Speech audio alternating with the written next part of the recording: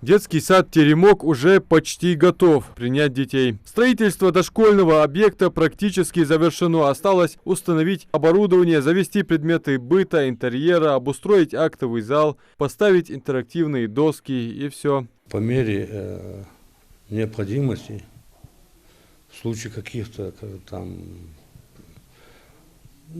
поломки оборудования или еще что-то, или какие-то еще недостатки есть, которые будут возникать в ходе эксплуатации, мы будем эти устранять.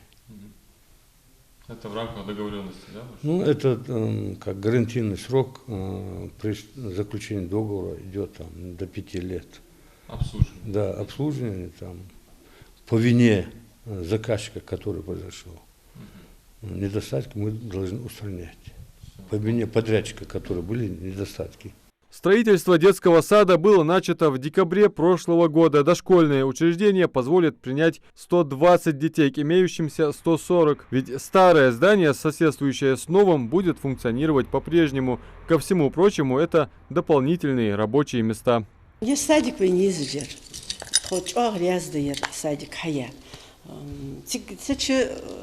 были ярко устроены, как здесь, это тот был приспособленный ер, а ер уже типовой садики, ер